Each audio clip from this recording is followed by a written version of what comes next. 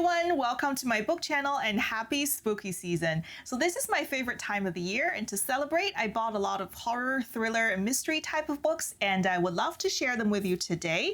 Let's start with pretty much the most gorgeous book that I bought this year. This is Junji Ito's Frankenstein. So this is one of the most classic, well-loved sci-fi horror tales adapted by one of the best horror manga artists, Junji Ito. And this volume begins with an adaptation of Frankenstein, but it also has many other stories done in his fantastic style. I find that Junji Ito stories always have really unique premises. There's always a kind of horror that you kind of haven't heard of before or haven't imagined before, if that makes sense.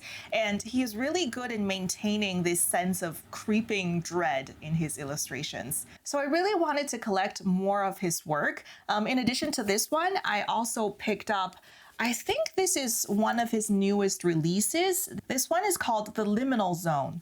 And this one has a story set in Aokigahara, which is the suicide forest of Japan. It's a very mysterious, scary, storied kind of place. And I would love to see what Junji Ito's interpretation of it is.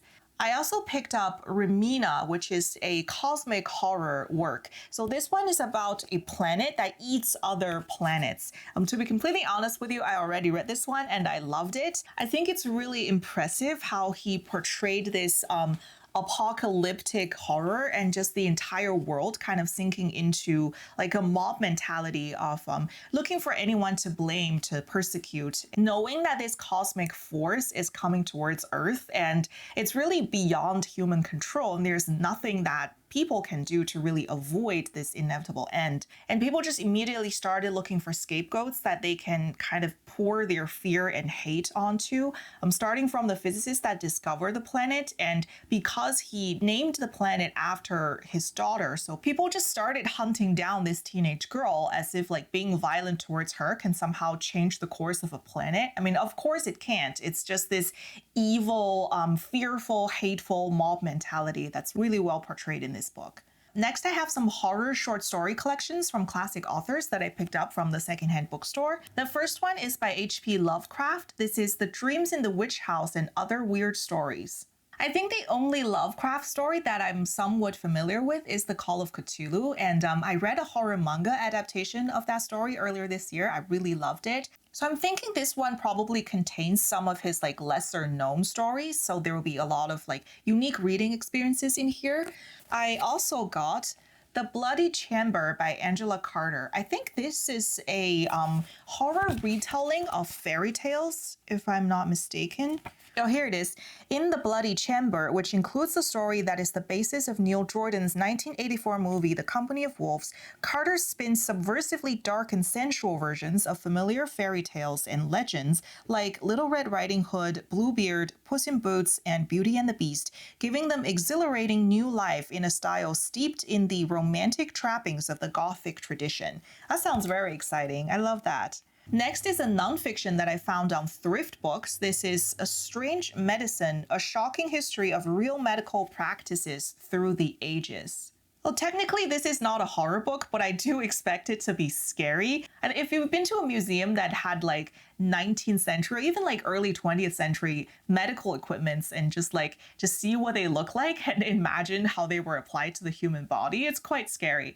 I think there's a museum in New Orleans that had those. And in the past, I've read some of the topics like lobotomy and bloodletting and some of the quite horrendous medical procedures that used to be very seriously used. So I guess it's kind of a morbid curiosity of me to read a little bit more into the dark medical history, I suppose. Next, I picked up Lapvona by Ottessa Moshfegh at the secondhand bookstore. So I've been hearing a lot of recommendations of this author in the last probably 2 years or so. I did have my year of rest and relaxation on hold at Libby, and I will be listening to it soon. So I picked up this one. And I think this is her slightly more horror-leaning work. The synopsis mentions the occult and a midwife that's supposed to have the ability to receive receive transmissions of sacred knowledge. So the people in this village are living under a depraved lord and governor, and they're experiencing record drought and famine, but they were desperate to believe that there are powers that be who have their best interests at heart. I hope it's spooky and exciting.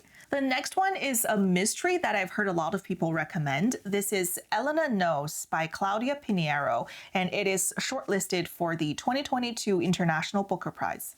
So in this story, a young woman's body was discovered hanging and the investigation was closed. I guess they just assumed that it was a suicide. But her mother, Elena, refused to accept the police's version of what happened. So she just set out to find the truth about what really happened to her daughter. I think I've heard other reviewers mention that she was experiencing either dementia or Alzheimer's. Despite these cognitive limitations, she was really driven to find the truth about her daughter. So cognitive decline is kind of a personal fascination of mine. I guess it's kind of like a personal fear as well. I think it's a really scary thing if one day you just start losing control of your own mind. So I'm always quite eager to pick up books that are on that topic, and I'm really curious to find out what the story is here. So earlier this year, I read A Sorceress Comes to Call by Kingfisher. I didn't love the story, but I really enjoyed her writing. I think she's really good at pacing and characterization. So I picked up another book by the author called Hemlock and Silver. I think this is a retelling of Snow White's story, but I've heard that it's not really repetitive of the story itself. It just kind of has some similarity with the premises, but it is very much a self-contained, unique, original story. When I was at the used bookstore, they had quite a nice display of Kingfisher, and I was hesitating over what to get, but I got roped in by the sprayed edges. I really love this green color. I think it looks kind of delicious. I don't know why. And it also has really pretty end papers as well. And I always love books that have hardcovers that have their own design inside the dust jacket. I really appreciate that. So yeah, I used to think I was not a very vain book shopper that would get roped in by appearances, but I guess I am. And I'm excited for this one. I'm hoping the story is more interesting, more exciting than A Sorceress Comes to Call. So I'm a big fan of the TV show Squid Game, and now that the entire show had concluded, I was researching kind of reality TV, competition-based type of horror or thriller or mystery stories, and I found this one called Hide by Kiersten White. So in this story, a group of competitors could spend a week hiding in an abandoned amusement park, and if they don't get caught, then they win enough prize money to change everything. So there are 14 competitors and they have 7 days. And this story also has supernatural horror, so that'll be quite interesting. And also it's a quick read, and I find thrillers, horrors are always page turners. So yeah, I think this will be a quick, fun read.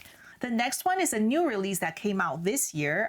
This is The Manor of Dreams by Christina Lee. I think this is a haunted house story.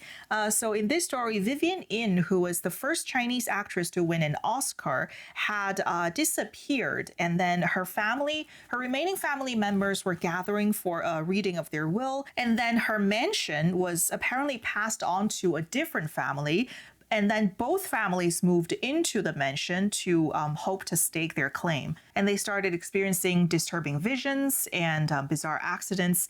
This story is told in dual timelines spanning 3 generations. So that is interesting. I don't think I've read a horror or thriller that's told in this way. I'm wondering if it's kind of both a horror thriller and also a literary fiction. So that'll be an interesting read. I also picked up something by the author Brom. This is Evil in Me. So I have heard that this is a really good horror writer, and he also illustrates his own stories, which really piqued my interest. And he has another work called Slewfoot, which is also on my wish list. So this one is a novel of possession, damnation, and rock and roll, where one woman must get the world singing in order to save her soul. And he is indeed a very good artist, so I'm really excited about this book. The next one is another horror graphic novel. This is A Guest in the House by E.M. Carroll. So I have heard about this book recommended by quite a few people. Based on the synopsis, it kind of feels a little bit like Rebecca. The protagonist, Abby, married a recently widowed dentist, and the more she learned about his ex-wife, the more it seemed like her death was not really by natural causes. So she became more and more obsessed and fascinated with the mystery of this woman's death. This is a very interesting art style that's quite different from like the manga art that I'm more familiar with, and it's also partially colored. So I'm very happy to have this one in my collection. So those were some of the spookiest books that I've recently bought. I've got some classic tales, some viral authors, new releases, and quite a few manga and graphic novels as well. I think I'll probably sink my teeth into those first. So I hope you've enjoyed this book haul. I hope it's given you some fun ideas on what to read during the Halloween season. And please let me know in the comment section what kind of horror, thriller, mystery type of books you are reading and what you think of them. Thank you so much for watching. See you next time.